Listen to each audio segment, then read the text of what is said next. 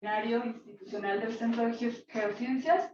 Hoy tenemos el gusto de recibir aquí a la doctora Tatiana Lobato. Ella es profesora investigadora de la Facultad de Ciencias Naturales de la Universidad Autónoma de Querétaro. La doctora Lobato se ha especializado en ciencia y educación sobre humedales durante más de 10 años, con un fuerte enfoque en ecología, genética y distribución de especies de plantas acuáticas. Actualmente es presidenta del capítulo internacional de la Sociedad de Científicos de Humedales, es editora asociada de las revistas científicas Aquatic Botany and Wetlands, miembro editorial de la serie de libros Wetlands, Ecology, Conservation and Management de Springer, reconocida por el Sistema Nacional de Investigadores en México y certificada como científica profesional de humedales por la Sociedad de Científicos de Humedales. Ha recibido la medalla al Mérito Académico 2021 de la Universidad Autónoma de Querétaro, la medalla José Mariano Mociño de la Sociedad Botánica de México y la beca de investigación 2018 de embajadores de la Sociedad de Científicos de Humedales. Hoy la doctora Lobato nos comparte su investigación sobre gestión sostenible del agua y humedales, proyecto Fulbright Specialist en la Reserva de la Biosfera Sierra Gorda. Doctora, tiene la palabra. Muchas gracias. Bueno, gracias por la invitación. Hoy voy a presentar a ustedes sobre gestión sostenible de agua y humedales. Es un proyecto de outreach que tuvimos en Sierra Gorda a través del programa Fulbright Specialist.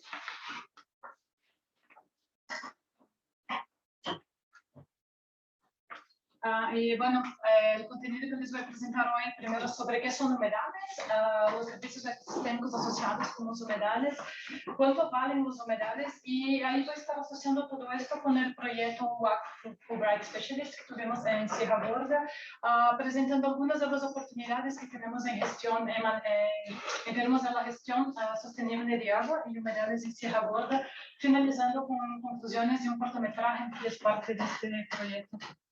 Y cuando hablamos de humedales, este concepto, ¿no? Este tipo de ecosistema en verdad engloba un gran número de ecosistemas que pueden ser de agua dulce, de agua salada, agua salobra, de diferentes regímenes de agua, pueden ser intermitentes o de agua permanente. Y entonces dentro de este concepto puede englobar una gran diversidad de tipos de ecosistemas que pueden ir desde los manglares, en las costas, planicies de inundación como Pantanal en Brasil y otros países del sur de Sudamérica, donde figuran como mayor planicie inundable en el mundo y alberga una gran diversidad de especies de fauna silvestre, como las turberas, por ejemplo, la zona de páramos, donde tenemos una gran acumulación de carbono y funcionan como grandes esponjas, ¿no? en términos de la producción de agua y de la manutención de agua en el paisaje como un todo. Lagunas de altitud, que pueden ser sitios de gran belleza escénica, normalmente son lugares turísticos y de gran importancia para los países que los albergan. Cuencas endorreicas, donde pueden tener asociados inclusive varios diferentes tipos de humedales de agua salobra y de agua dulce, como Great Salt Lake, por ejemplo. Árboles, bosques que son inundables, ¿no? Como por ejemplo los árboles de ciprés y varios otros bosques inundables. Y humedales pueden ser muy pequeños, ¿no? Entonces les mostré ejemplos de algunos humedales muy grandes, pero también hay humedales muy pequeños que pueden ser muy importantes en términos de manutención del agua, diferentes servicios ecosistémicos y sobre todo para biodiversidad, como los potholes en norte de Norteamérica, que son pequeñas depresiones que forman humedales.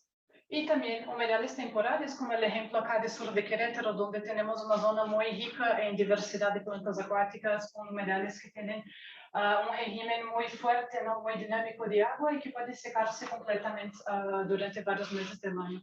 Entonces, lo que engloba dentro de este concepto de humedales, primero que son ecótonos, van a poder hacer una transición entre ambientes terrestres para ambientes acuáticos, y lo que tienen en común son tres características principales que siempre tienen agua, ¿no? Entonces es imposible hablar de humedales sin hablar de agua, porque son ecosistemas totalmente dependientes de agua en diferentes regímenes. Entonces esta variación del régimen de agua, que puede ser diaria, como por ejemplo, en los humedales, o puede ser estacional con varios meses de sequía, como los humedales temporales, va a poder producir como una gran ecosistemas que son como muy especiales, ¿no? En términos de producción de energía y toda ciclaje de energía.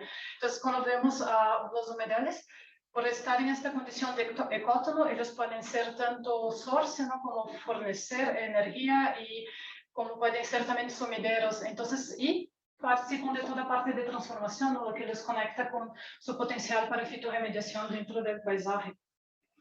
Los humedales, cuando hablamos en términos de riqueza de plantas acuáticas, vemos que toda la región tropical, pero sobre todo México, Colombia, Brasil, albergan tanto el mayor número de especies de plantas acuáticas que tenemos en el pool mundial, como también el mayor número de especies endémicas que ocurren en esta región. Acá en México tenemos sobre todo humedales temporales que, en tierras altas, que son muy importantes en el paisaje para mantener una conectividad para varias especies, que pueden ser especies tanto terrestres como especies acuáticas o especies especialistas de humedales. Y sin embargo, ya prácticamente se van desapareciendo, ¿no? Varios de ellos fueron convertidos a bordos o fueron convertidos a otro uso de tierra, como para agricultura, urbanismo, entre otros.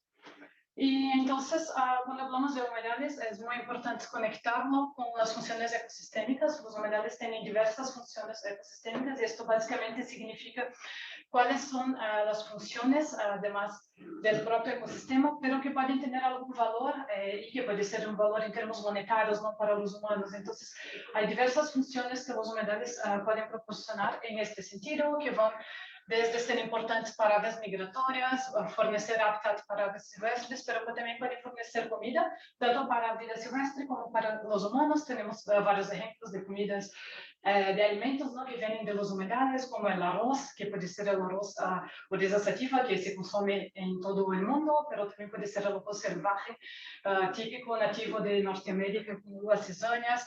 Hay varias otras especies como taboyas, alicornias, etc. Los humedales son muy importantes para el control de inundaciones y control de erosión. Entonces funcionan como grandes capas alrededor de los recursos hídricos para contener todo este runoff y sedimentación que puede estar trayendo contaminación o otros prejuicios para ecosistemas acuáticos. Es extremadamente importante para supply de agua, ¿no? Para fornecer agua, son muy clave en esto y sobre todo para limpiar el agua. Los humedales son tan buenos en trabajar la descontaminación del agua o la limpieza del agua a través de procesos de fitorremediación que las plantas asociadas con microorganismos pueden hacer, que son conocidos. Si hacemos una analogía con el cuerpo humano, los humedales son los riñones de la naturaleza. Entonces es un punto dentro del ciclo del agua muy importante que trabaja esta parte de descontaminación y limpieza de filtraje, limpieza del agua. Los humedales también son espacios muy importantes para esparcimiento. Varios de los humedales son como zonas de lazer o zonas turísticas, o tienen conexiones muy fuertes, ¿no? En términos de cultura y heranza, ¿no? Para varias comunidades nativos y también a otros grupos. Por ejemplo, acá en México tenemos varios ejemplos de los huicholes que caminan, tienen un camino de humedales que va desde las tierras altas, ¿no? Por San Luis Potosí, bajando de esta zona desértica hasta la costa, caminando por humedales sagrados, y son sitios que son extremadamente protegidos, ¿no? Ahora, porque varios de ellos ya fueron perdidos, entonces ya no tienen como un acceso libre. Y cuando hablamos entonces de los servicios ecosistémicos, esto es extremadamente ligado con la cuestión económica, ¿no? Entonces hay muchos científicos que trabajan valorando cuánto valen los ecosistemas, y esto va desde cuánto vale conservarlos, cuánto vale restaurarlos o cuánto vale no perderlos, ¿no? Entonces esto todo va desde varios servicios que pueden ser de recreación, que pueden ser de fornecimiento de agua, que pueden ser de fornecimiento de regulaciones hidrológicas para inundaciones, para desastres naturales, etcétera, para descontaminación de agua, hasta servicios como fornecimiento de especies de interés económico o en términos de biodiversidad para el paisaje. Entonces, estos son algunos de los valores de cuánto valen los humedales en el sur de México. Y cuando hablamos en términos mundial, tenemos este dato de 2019, de que los servicios ecosistémicos que nos brindan los humedales a nivel global pueden valer hasta 47 trillones de dólares por año. Entonces, cuando se habla en conservación de humedales, no es solamente porque son ambientes lindos o porque nos gustan las especies, etcétera.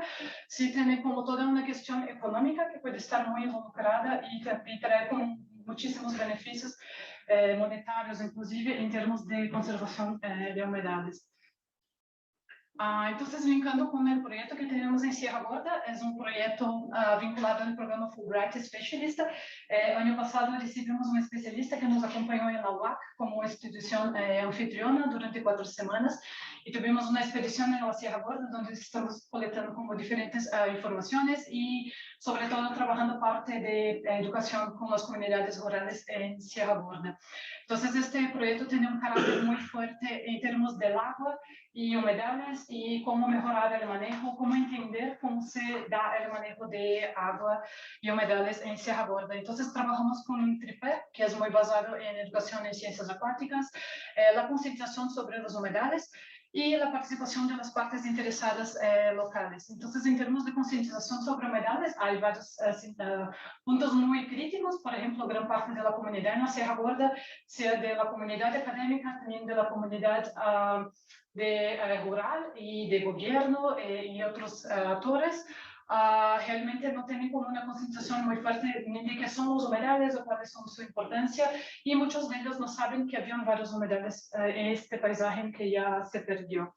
Entonces, la Sierra Gorda es una región donde tiene mucha agua, pero sin embargo también tiene como varios retos, ¿no? En términos de cómo mantener una buena calidad de agua y un buen suministro de agua. Entonces, entre todo esto tienen, es una región con varios ríos, con cascadas, humedales y de gran belleza escénica, varios manantiales que también presentan, varios de ellos son muy importantes como casi la única fuente de agua que tienen diversas de estas comunidades y pueden estar como presentando varios retos en este sentido. Entonces, durante la expedición WAC Fulbright Specialist que trabajamos ahí en Sierra Gorda, tuvimos involucrado con alrededor de 300 personas en términos de los workshops, los talleres que tuvimos con las comunidades de entrenamiento y workshops que tuvimos de discusión con sectores de gobierno en Sierra Gorda y también del sector privado y organizaciones no gubernamentales.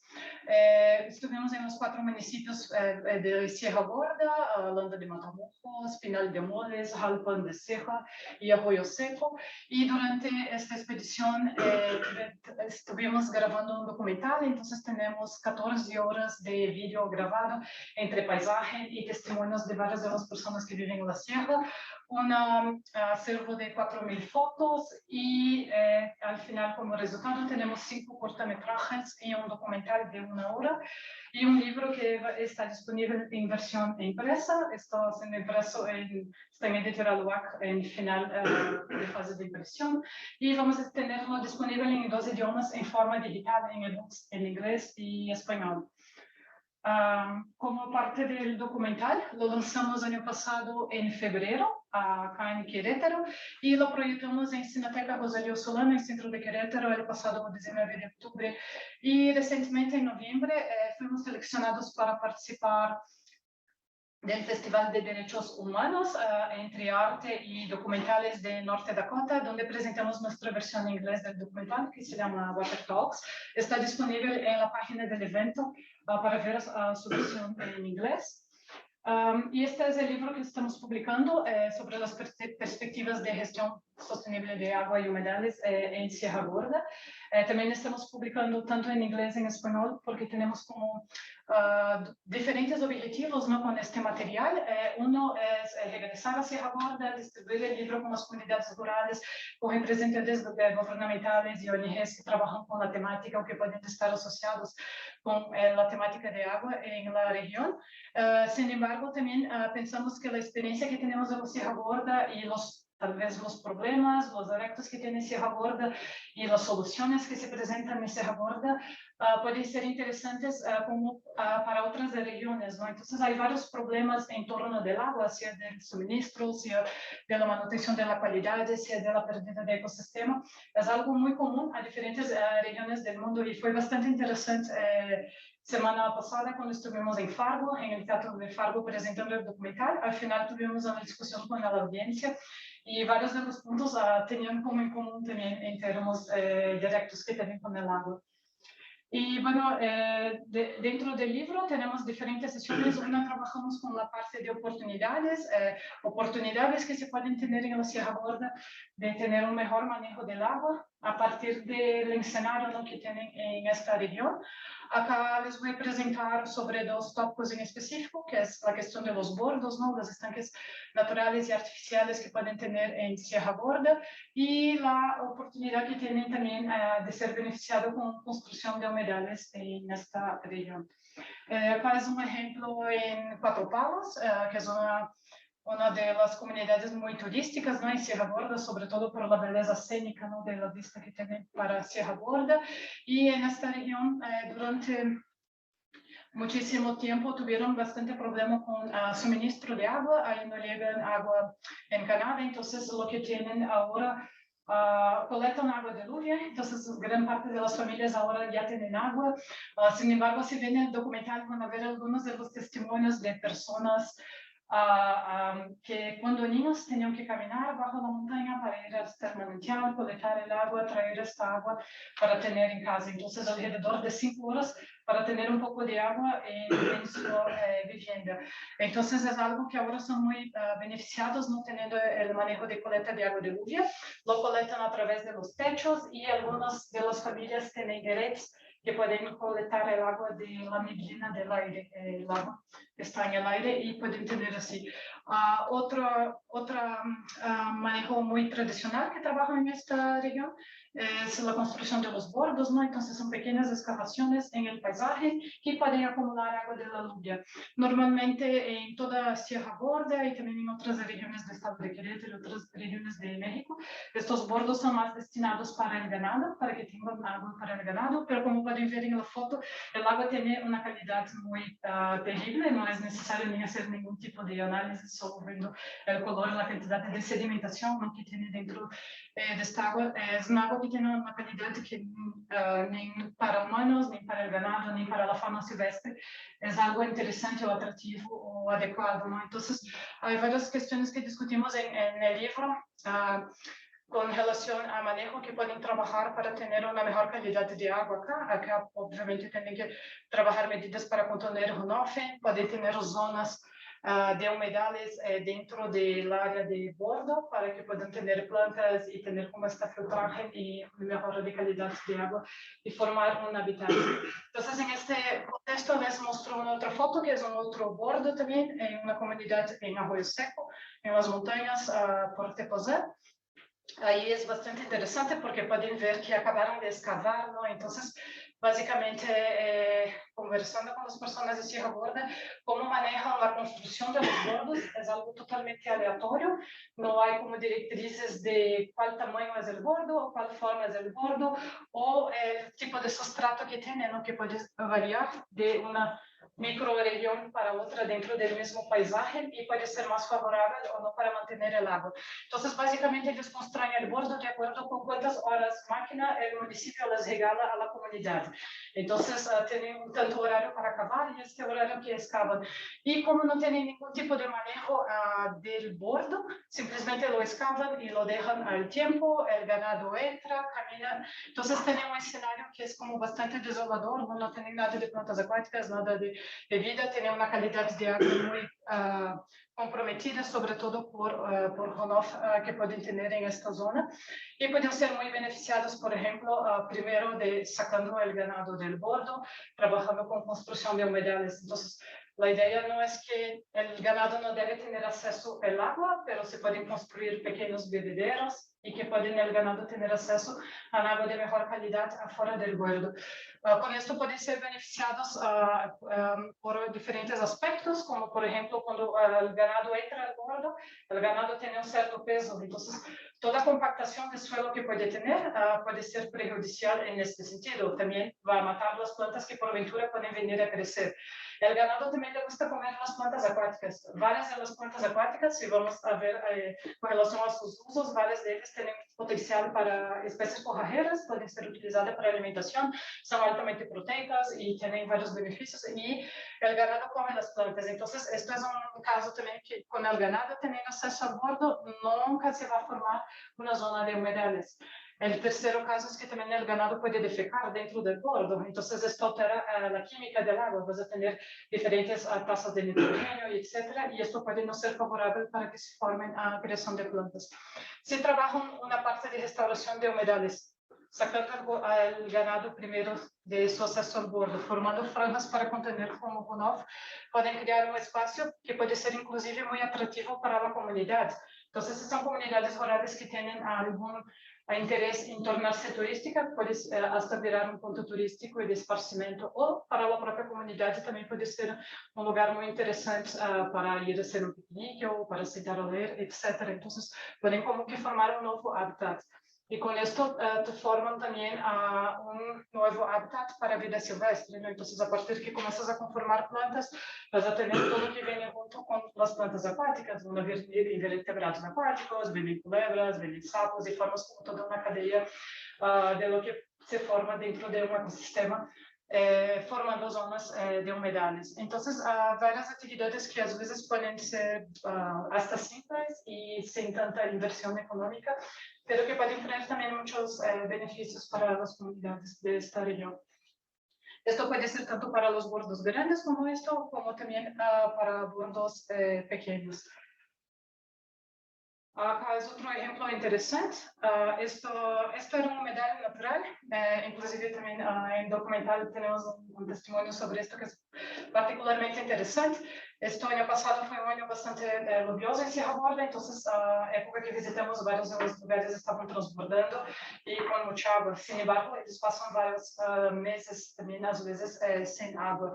Y acá justamente ellos construyeron una geomembrana muy grande, considerando para el porte que tienen normalmente en Sierra Gorda, y construyeron exactamente donde era una humedal natural.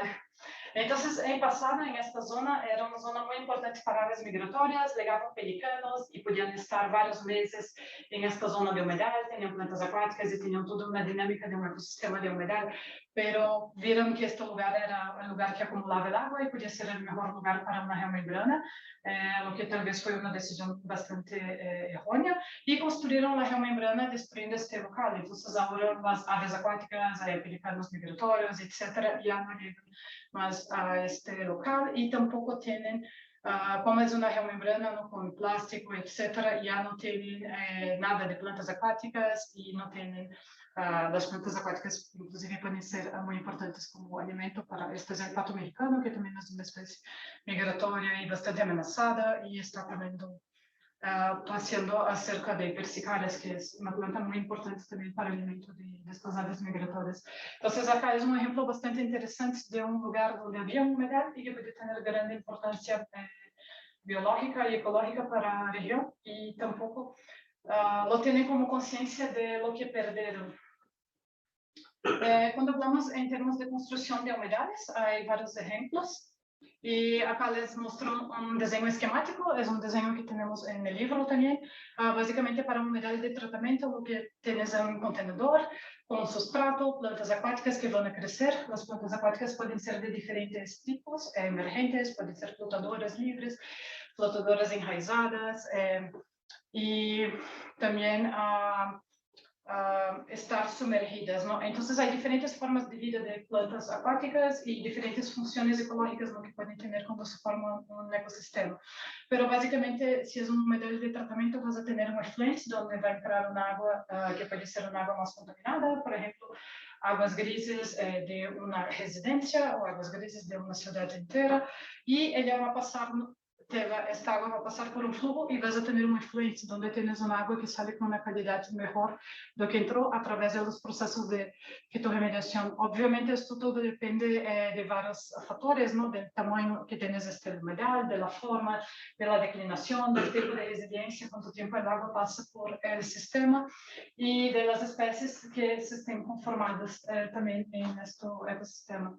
Hay otros ejemplos de humedales que también pueden trabajar donde no necesariamente se tiene un agua superficial, puedes tener una formación con gravas y el agua trabaja por una dinámica vertical dentro del sistema y esto puede ser muy interesante para lugares donde tienes muchísima evaporación, mucha pérdida de agua y tienes poco efluente, ¿no? Afluente, poca entrada de agua. Entonces, acá es un ejemplo de un humedal de este tipo. Este ejemplo son humedales.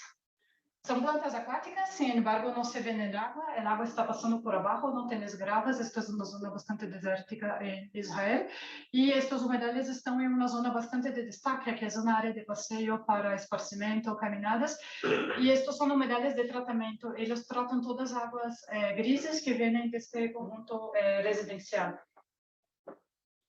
Acá es otro ejemplo como bastante interesante, donde también colocan los humedales en destaque. Esto es una plaza comercial y estos humedales están en frente, ¿no? En una zona de destaque dentro de esta plaza comercial.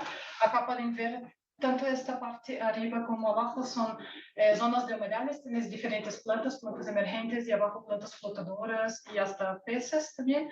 Y son humedales de tratamiento. Ellos tratan todas las aguas residuales que vienen de los baños de este centro comercial. Los humedales también pueden ser construidos en zonas bastante áridas, ¿no? Y normalmente están muy asociados para tratamiento de aguas residuales de industria, y puede ser todo tipo de industria, ¿no? Pueden ser humedales para tratar residuos de minería, para tratar hasta residuos hospitalares, residuos de agricultura, de pecuaria, etc. Y otros ejemplos interesantes también son los humedales flotadores, que pueden tener un potencial bastante grande, sobre todo para fitorremediación, para producción de biomasa y también para producción de especies que pueden tener interés económico en zonas, ¿no? Donde puedes tener presas, por ejemplo, en Sierra Gorda, en presa de Jalpa, puede ser bastante beneficiado trabajar con sistemas de humedales flotadores en esta región.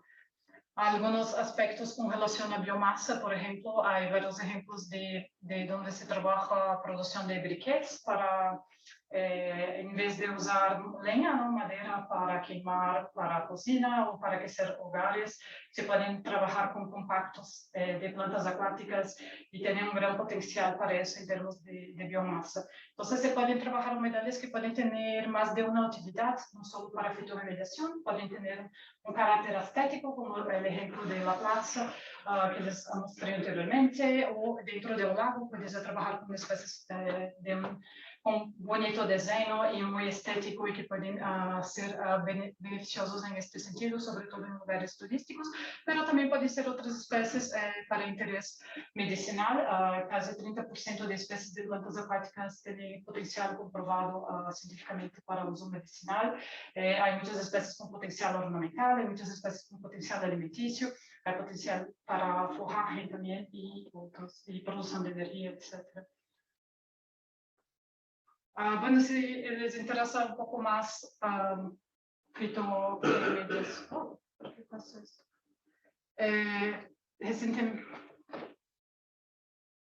Recientemente publicamos un libro que es Wetlands para remediación en los trópicos.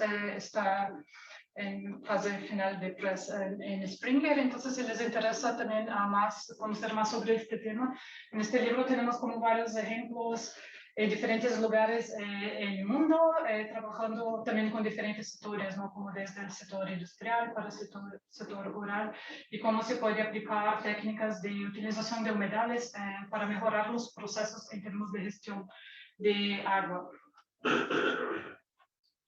Acá es otro ejemplo que puede ser muy conectado con Sierra Gorda. Entonces ven a su izquierda es el ejemplo de Mexicali. Mexicali es una ciudad norte de México y ahí tienen, abajo ven la foto, es un sistema de tratamiento de aguas residuales de la ciudad y lo que hicieron más recientemente es construir un humedal artificial asociado a esta zona de tratamiento. Entonces, este humedal ele tem a finalidade de melhorar a qualidade de água que saía desta zona e agora podem tratar quase 100% de água residual de Cidade Mexicana através deste complexo de uma central de tratamento com um sistema terciário de umedades. Este sistema para eles foi tão bueno que recuperam vários milhões de metros cúbicos anuais de água desta zona de umedades para diferentes usos. Lo utilizam para riego de agricultura, sobretudo de algodão em esta região, lo revenden na indústria e grande parte desta água con buena calidad la pueden regresar al río Hart, que regresa a toda zona del delta del Colorado, donde tiene un problema enorme, ¿no?, con el agua, sobre todo por toda utilización del agua del río Colorado antes de llegar a México y viniendo como de Estados Unidos. Entonces tiene un problema con relación a suministro de agua muy, muy fuerte en esta región. Este ejemplo es bastante interesante porque, por ejemplo, en Sierra Gorda estuvimos visitando diferentes centrales de tratamiento que tienen en la región, sobre todo en Jalpa de Serra y Landa de Matamoros. En Jalpa de Serra tiene un problema ahora donde la central de tratamiento ya no puede abastecer la ciudad, ya no es suficiente, entonces tienen planes de tener una segunda central de tratamiento. Sin embargo, ahí tienen varios problemas que la propia comunidad lo identifica así. Por ejemplo, ellos verten toda agua pluvial, agua de drenaje de las ciudades, que es agua limpia, directamente a la central de tratamiento, verten agua de un manantial ya desde tiempos pasados conectado a la red pluvial directamente a esta área. Entonces, por ejemplo, si ellos tienen otras técnicas para mejorar el manejo que tienen del agua y no verter toda esta agua a esta central de tratamiento, no tienen necesidad de construir una segunda central de tratamiento en esta región. Otro beneficio que podrían tener es trabajar con un sistema terciario, como el ejemplo de Mexicali. Para Mexicali es un ejemplo muchísimo mayor, ¿no?, en términos de la cantidad de personas. Creo que tienen como 1 millón de habitantes en Mexicali y Jalpa de Serra como en torno de 30.000 habitantes. Entonces, son dimensiones muy diferentes, ¿no?, en términos, pero pueden tener el mismo impacto, ¿no?, en términos de los beneficios que pueden tener. Sobre todo, central de tratamiento de aguas residuales de Jalpa de Serra, atrás de la central pasa el río Jalpa, ¿no? Entonces, probablemente también esta agua se vierte directamente al río após pasar el tratamiento. Entonces, se pueden tener como tratamientos terciarios con humedales para crear otra zona de biodiversidad en esta región y pueden tener varios beneficios también en términos de costos y tienen bastante espacio para hacerlo en esta región. Entonces, son algunos de indicaciones y oportunidades que vemos también para esta región que pueden trabajar por ahí. Otro ejemplo interesante en términos de construir humedales y sobre todo humedales de tratamiento para aguas grises, aguas residuales, es el ejemplo de Pátzcuaro. Ahí tiene un proyecto del Instituto Nacional de Tecnología de Agua de México, donde tienen para diferentes comunidades, hay un montón de retos y un montón de problemas, ¿no?, con el lago, el problema de especies invasoras, tanto especies vegetales como equinoccia, como especies de peces invasores, tienen problema de contaminación, asuramiento, y al mismo tiempo es una comunidad que viene del lago, ¿no? Las comunidades originarias de esta región son muy lacustres y varias de las comunidades alrededor del lago viven del lago, sea del turismo, sea de la pesca, sea de otras actividades económicas que tienen. Entonces, este ejemplo es una central, es un humedal de tratamiento, entonces no es como parte de un sistema terciario, no de una central de tratamiento, es un humedal completo para tratamiento y trata las aguas residuales que vienen de la comunidad de Aranguarípuro, que es una comunidad al lado del lago. Entonces tienen una parte inicial donde pueden hacer sedimentación de lodo y tienen esta parte dividida en dos sistemas. Después trabajan con varias celdas con plantas acuáticas. Aquí ven el carizo, Rhododendron, tal vez varios de ustedes lo conozcan, es bastante común en el paisaje por acá, embora no sea una planta nativa, es muy bueno para fitoremediación y embora no vean el agua, hay agua pasando por abajo, entonces son geomembranas, Es un sistema con varias celdas, entonces empieza con este pretratamiento de sedimentación, que es una división como física, y después vas pasando por celdas con plantas acuáticas, primero con Arundo Donax. Después tienen otras celdas con túnel, como ven acá, son las tifas, acá por ejemplo, pero hay varias otras especies. Entonces, estas dos especies son de diferentes familias, tienen gran potencial para fitoremediación y sobre todo tienen gran producción de biomasa.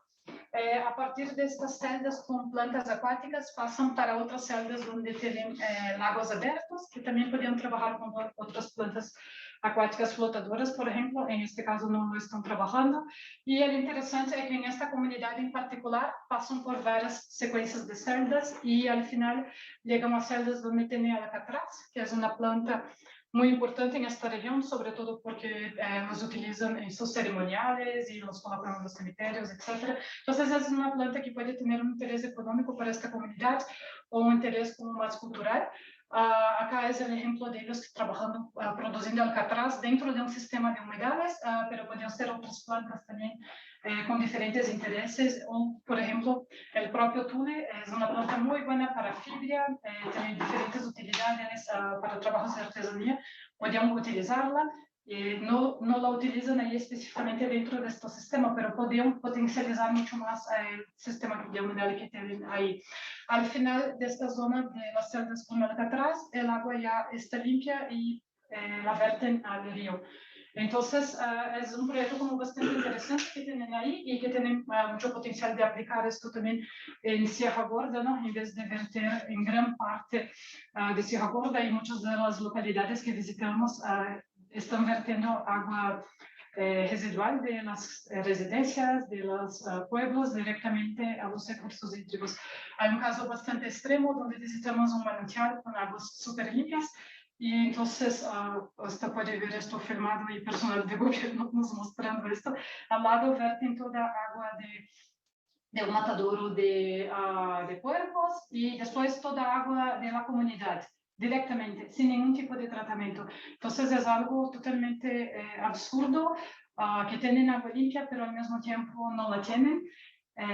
Por diferentes directos, ¿no? De esta región, sobre todo por diferentes pluviosidades, pero en términos de la contaminación, ¿no? Y de la manera como están tratando el agua, hay varias oportunidades que tienen ahí de mejorar el manejo, ¿no? Y mejorar la soberanía y bienestar que pueden tener estas comunidades. Entonces, a lo largo del libro, una de las acciones prioritarias, ¿no? Que identificamos sobre todo para la región de Sierra Gorda es que tienen muchísimo potencial para restaurar humedales que perdieron, sobre todo estos humedales temporales que fueron vertidos a bordos o a geomembrana, y también tienen muchísima oportunidad de crear nuevos humedales, de construir humedales, sobre todo vinculado a humedales para tratamiento de aguas residuales en esta región. Otra acción prioritaria que se tiene para esta región es en términos de educar a la gente sobre el uso del agua, ¿no? Y sobre la importancia de los humedales. Muchísimas de las personas de esta región, sobre todo durante la expedición, de 300 personas que estuvimos en contacto, varias de ellas no saben que son humedales, varias de ellas no saben que es un sitio Ramsar, un humedal de importancia internacional para conservación, no saben que tiene un sitio Ramsar en Sierra Gorda, que es la presa Halton, y entonces, y están totalmente, sobre todo a las personas en los pueblos, ¿no? En las partes más bajas de la sierra, están muy desconectadas sobre la conexión que tenemos como humanos con el ciclo del agua y la importancia que podemos tener como también dentro de esto, ¿no? Entonces, es muy fácil a veces para comunidades que están en zonas más urbanas, sean en zonas urbanas mayores como la ciudad de Santiago de Querétaro o zonas urbanas de la Sierra Gorda como Jalpa de Serra, perder esta conexión de realmente de dónde viene el agua y para dónde va el agua. Y es algo como muy importante en términos de educación para poder promover como mejores prácticas de un manejo sostenible para el agua en la región. Bueno, agradezco la participación de ustedes hoy y si tienen algunas preguntas, pero antes me gustaría compartir uno de los videos cortos que tenemos del proyecto Fulbright Specialist. Hicimos una serie de 5 cortometrajes, les voy a presentar uno. Y si tienen interés, les pido que entren a la página del proyecto o pueden ver, está todo en YouTube, si colocan Percepciones por el Agua, pueden encontrar todo el material. que es un vídeo corto y también un documental de 1 hora. ¿Lo vas a proyectar? Sí.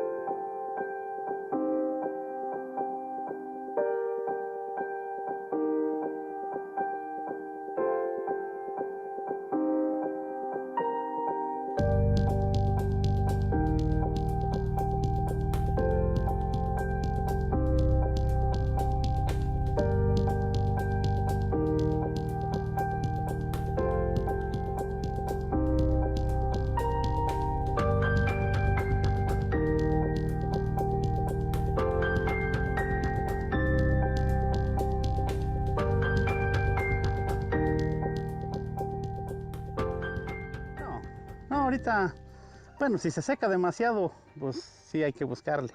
Pero tenemos un sistema de bombeo también que nos ayuda un poquito, o sea, nos ayudamos. O sea, todo en conjunto nos alcanza, nos mantenemos con el agua. Batallamos poquito, pero sí nos da, ya le buscamos allá en un bombeo que tenemos. Pero nos ha hecho mucho, nos da mucha ayuda ese tipo de apoyo que se dio de la cisterna, ha favorecido a mucha gente, muchos nos ha favorecido. Entonces, yo creo que sí es bien importante lo que ha sido un proyecto de mucha utilidad para aquí, para la comunidad. Sí, así es.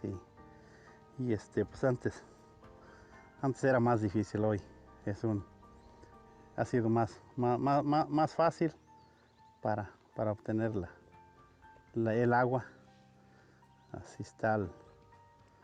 Aquí yo tengo 48 años y desde que me acuerdo, aquí también llegaron algunos programas de hace como 20, no, como unos 26 años. También se consiguió reforestar. Por ahí ven los árboles, se ven arbolitos. En aquella parte estaba árida, pura tierra roja. Hoy ya está bien poblado de árboles. Esa reforestación pues ya también ha cambiado los deslaves de la tierra, ya ha ido mejorando mucho.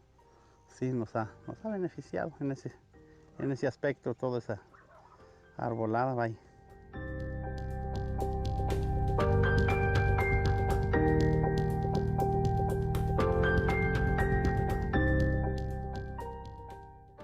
Ha sido aquí un ensayo de cómo utilizar, pero inteligentemente, cada gota de agua. No desperdiciamos absolutamente nada. Así como recogemos todo el agua de los techos, así se trata con muchísimo respeto, y toda el agua que se utiliza hasta la última gota se usa para regar plantas. Cuando llegamos aquí instalamos un pequeñísimo pantano, un sutrane, para procesar el agua y rescatar esa agua y utilizarla en el riego. Pero la verdad es que ahora ya no lo necesitamos porque instalamos únicamente baños secos. Todos los baños de este proyecto son secos. Ya no tenemos aguas negras. Aguas grises realmente ni las tratamos porque usamos solamente jabones muy gentiles que no dañan las plantas, tanto para el lavado como para bañarnos. Tratamos de no contaminar el agua y la usamos directamente en las plantas. Y creo que no lo he analizado científicamente, pero las plantas me están diciendo que están bien porque todas están sanas, dan frutos y bueno, ese es un sistema muy sencillo que tenemos, que pues en el pasado yo traté de transmitir a mucha gente como que nadie creía que nos esperaban años muy secos y como que nadie se previene, nadie tiene ese respeto por el agua. A mí el agua siempre me emociona porque yo pienso que es algo eterno, o sea, esta agua que estamos ahorita tomando, que está pasando por el arroyo, que está cayendo del cielo, es la misma agua que siempre ha existido, nada más ahí se recicla, se transforma. Entonces, para mí es el tema del agua es algo muy, muy especial.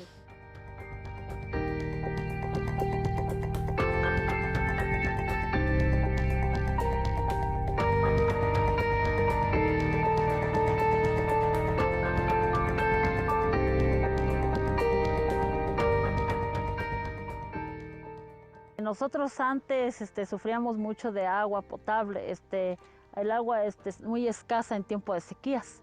Entonces hubo un voluntario que vino aquí y pues aquí estuvo con nosotros y ya después él nos, bueno, él me platicó de un proyecto que traía para beneficiarnos del agua. Entonces ya pues en tanto papeleo él anduvo y hasta que nos dieron el proyecto de las cisternas. Y él nos llevó a una capacitación al Tepoztlán. Allá fuimos y allá nos dieron la capacitación, cómo se organizaron para hacer la cisterna del agua. Entonces ya después pues ya nos organizamos aquí en equipos, en grupos pequeños para que la número 1 pues es la que iba a ser la primera cisterna. La primera cisterna que construimos fue acá en la escuela. Y ya después ya se siguieron los demás grupos. A mí me tocó con 4 más aparte de mí y ya empezamos con don Aristeo a construir su cisterna. Él fue el que se terminó, después seguimos con la 2, la 3 y yo fui la última. Entonces como ya después ya no me quisieron ayudar, pues ya entre yo y la señora que está allá adentro, nos ayudó a tejer la malla. Tejimos la malla. Después de que estuvo la malla, primero hicimos el cimiento abajo y ya después que tejimos la malla la paramos arriba y ya después que estaba parada, ahora sí le empezamos a aventar mezcla a los lados y a aplanar y todo. Y empezamos a hacer el hoyo así, pues ya con todo y ya mezcla. Ya que estuvo terminada, pues ahora sí pusimos los tubos hacia donde estaba el tejado para que escurriera el agua para abajo. Sí, pero antes sufríamos mucho de agua. Antes el agua, dice mi suegra, que antes la conseguían hasta por ahí de que los cerros de que les dicen el aguacatito. Antes de allá dice que se iban ellos con unos cántaros de barro a traer el agua para su consumo. Y ya pues ya cuando llovía pues ellos apartaban lo más que pudieran y hasta hacían pocitas para que ahí cayera el agua limpia. Pero sí, aquí es muy escasa el agua en tiempo de sequía. Como por si ya de marzo en adelante pues ya es pura sequía y aquí está muy escasa. Aquí no, ahorita sí es abundante porque ahorita sí hay bastante agua.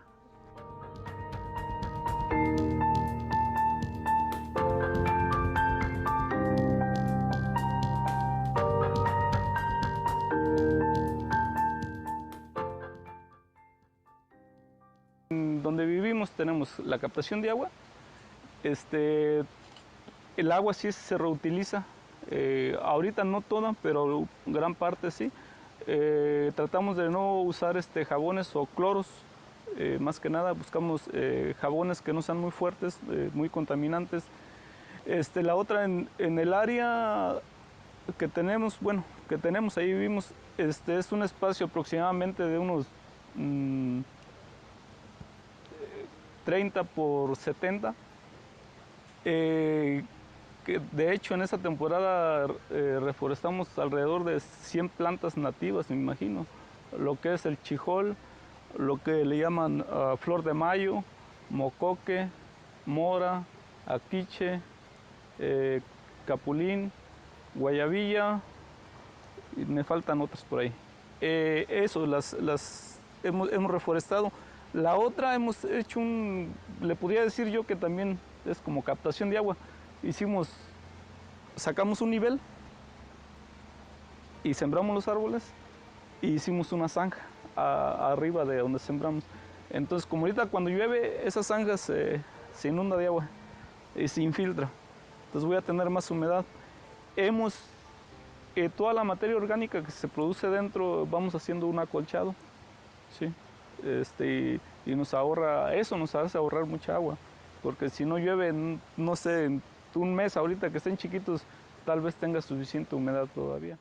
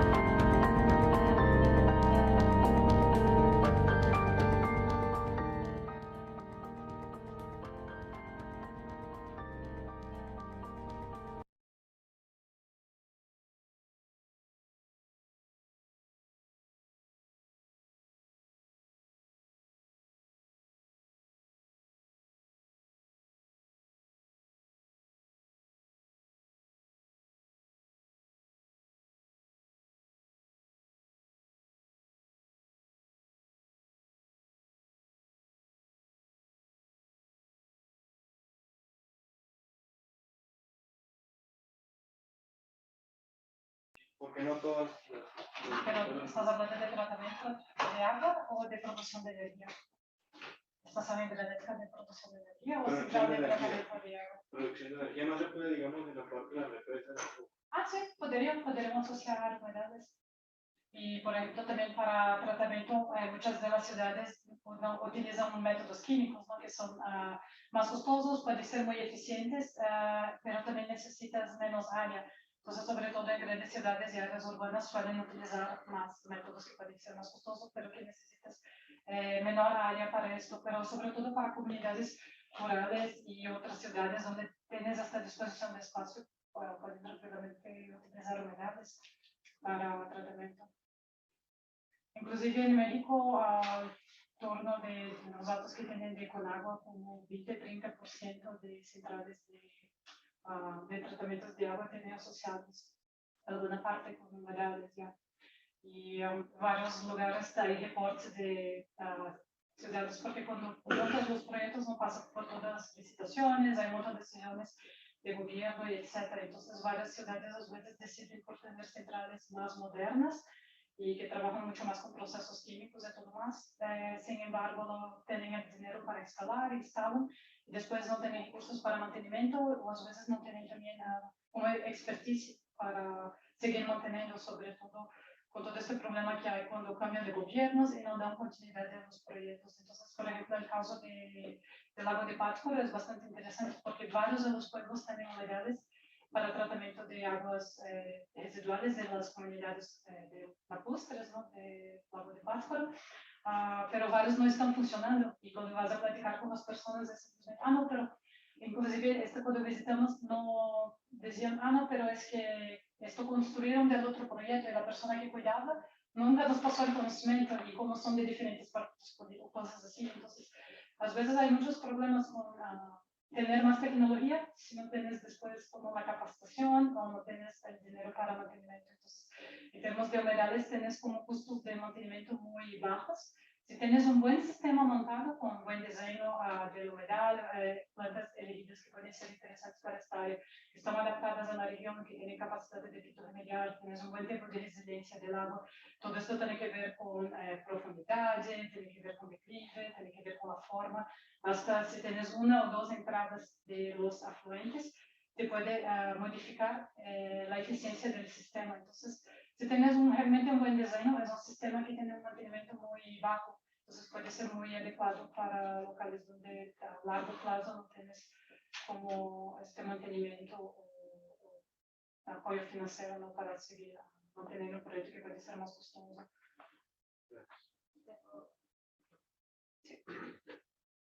¿Cuál es la idea al futuro, digamos, de la difusión de esto en esas zonas a través, por ejemplo, de, no sé, asociaciones civiles, a través de los,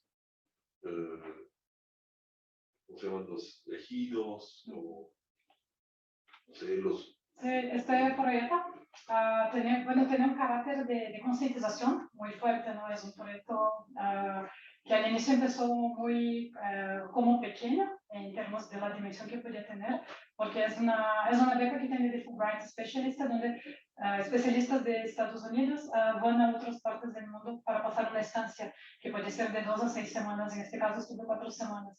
Entonces al inicio teníamos más como esta idea de visitar la sierra, conocer, dar talleres, a platicar con las personas, y con esto fue como creciendo el proyecto. Entonces a partir de este proyecto, que inicialmente era un proyecto como de un mes, ¿no? Y tiempo de preparación antes y después, ahora tenemos un convenio de colaboración entre la UAC y North Dakota State University. Firmamos en febrero de este año, cuando lanzamos el documental, un acuerdo por 5 años. Entonces la idea es trabajar, hay que, de este proyecto en sí, a trabajar otros proyectos, no conseguir más otros financiamientos, etc.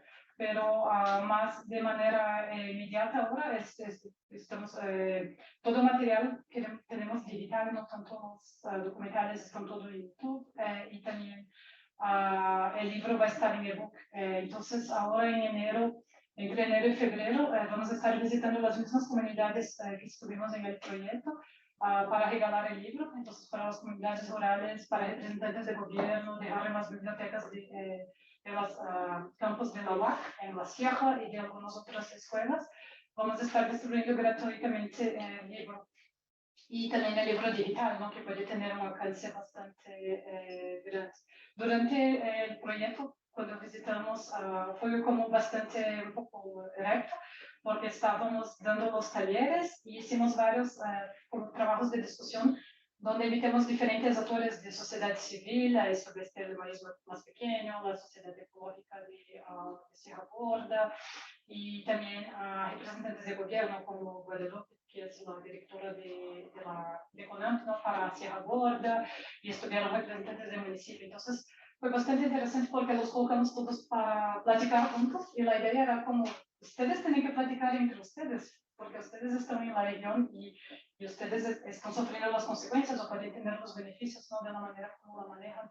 Y fue bastante interesante porque varios de ellos nunca se conocían de saber quién son, pero nunca habían sentado juntos para platicar. Entonces, esto fue en septiembre de 2021, ¿no? Cuando empezamos el proyecto y tuvimos la expedición. Y a partir de esto, varios, por ejemplo, del maíz más pequeño, dijo que sigue platicando. Que después de este encuentro, tuve varias pláticas de sentar y 4 horas platicando con la directora de CONAMPI sobre acciones que pueden hacer de educación en la región. Entonces, creo que tiene un impacto fuerte de poner las personas, ¿no? para platicar. Y sobre todo también viene de este proyecto, trabajamos con varios de los autores que han venido trabajando con la UAC, en proyectos que yo particularmente no estaba involucrada, pero hay un grupo de SIACON que trabaja con integración con las comunidades, que trabajó este proyecto de las cisternas. Entonces, ya de una década atrás, venía trabajando entre la UAC, Psicortes y AP Caritas Querétaro, y construyeron varias cisternas para colectar agua de los techos de las casas a nivel habitacional. Entonces, conocen las comunidades, estuvieron platicando con ellos, decidiendo como comunidad qué casas iban a recibir, porque no tenían para todas las casas dentro del proyecto. Entonces, es algo que dentro de SIACOM siguen trabajando esta cuestión de soberanía alimentaria y de vivienda en las comunidades, ¿no? Entonces, mantienen también el contacto, ¿no? Llevando de regreso el material. Pero en febrero ahora Marina Sotz, que es el especialista Fulbright que nos acompañó en el proyecto, va a regresar con nosotros y vamos a hacer otra vez como la misma gira que hicimos en septiembre de 2021.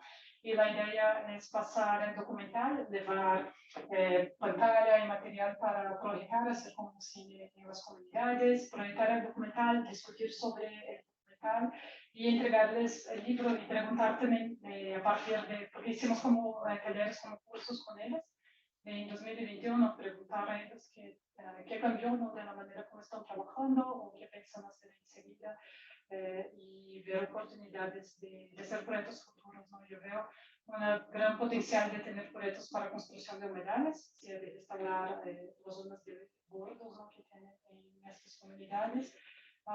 Y es algo que particularmente me interesa en aplicar algún proyecto para trabajar ya esta parte con más de hacer acciones físicas, ¿no?, y tener como ejemplos que pueden funcionar como productos, ¿no?, para la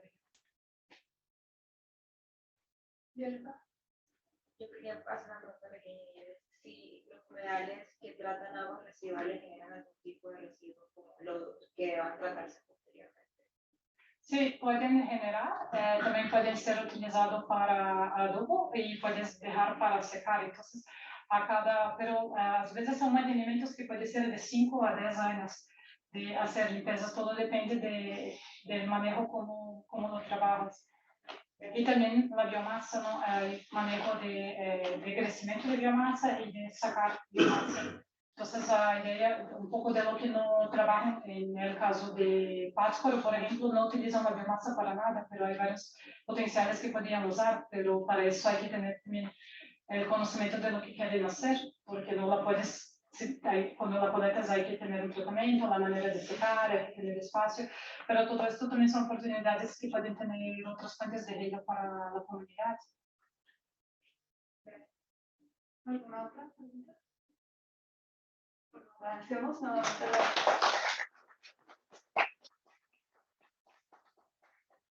la... Gracias por su experiencia.